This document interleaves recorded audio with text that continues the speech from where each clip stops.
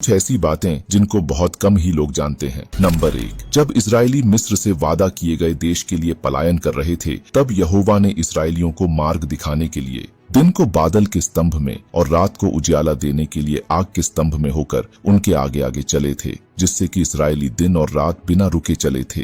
Number 2, Bible केवल धार्मिक कहानियों का संग्रह या विभिन्न लोगों के धार्मिक अनुभवों का संकलन नहीं है। बाइबल हमें उत्पत्ति किताब से लेकर प्रकाशित वाक्य तक घटित मूल घटनाएं, सच्ची घटनाओं को बताती है। नंबर 3, मैथुशेलह, जो हनोक का पुत्र लेमेक का पिता और नूह का दादा था, उसका जीवन काल बाइबल में उल्लेखित सभी लोगों की तुलना में सबसे लंबा रहा, जो आश्चर्यजनक रूप से 969 वर्षों तक जीवित रहा था, जबकि पृथ्वी का पहला मनुष्य आदम 930 वर्षों तक जीवित रहा। मेथुसेलह बाइबल में उत्पत्ति की पुस्तक, पहला इतिहास और लूका के सुसमाचार की वंशावली में उल्लेखित है। नंबर 4, शिमशोन के पास अपार शक्ति और उसके साथ ईश्वर का आशीर्वाद था। उसे ईश्वर के आज्ञा के अनुसार अपने बाल नहीं काटने थे और शराब मदिरा नहीं पीना था। लेकिन जब शिमशोन को दलीला नाम की एक महिला से प्यार हो गया, तो उसने अपनी ताकत का राज दलीला को बता दिया, जो वह पलिश्तियों से शिमशोन के ताकत का राज जानने के लिए धन ली हुई थी। जिस दिन शिमशोन ने अपने ताकत का राज दलीला को बताया,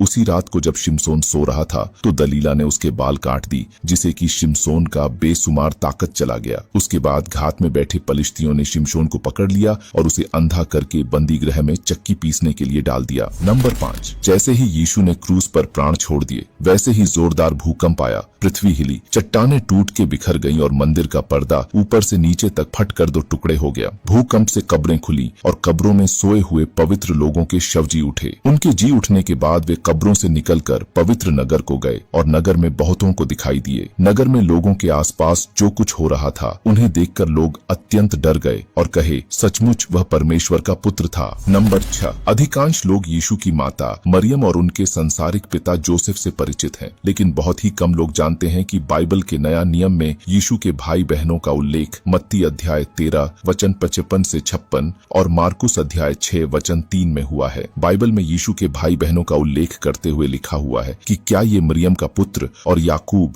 यूसुफ, यहूदा और शमोन का भाई नहीं है? क्या उसकी बहनें हमारे बीच नहीं रहती हैं? इस वचन में यीशु के परिवार की गतिशीलता की एक परत को जोड़ी गई है। नंबर 7, यीशु के जन्म से सदियों पहले भविष्यवक्ता यशायाह ने एक ऐसे मसीहा की भविष्यवाणी करते हुए अपने पुस्तक यशायाह 53 में कहते हैं, एक मसीहा जो मानवता के पापों का बोझ उठाएगा, धोखा दिया जाएगा, गिरफ्तार किया जाएगा, निंदा किया जाएगा, थूका जाएगा, कोड़े मारे जाएंगे और मृत्यु दिया जाएगा, लेकिन फिर 3 दिन बाद वह जीवन में वापस आएगा। क्या आप बता सकते हैं कि यशायाह की यह भविष्यवाणी किस मसीहा के बारे में था? अगर आपको पता है तो कमेंट करके जरूर बताएं। आखिर में अगर आप भी मेरी तरह यीशु मसीह से प्रेम करते हैं तो कमेंट में आमीन टाइप करना न भूलें।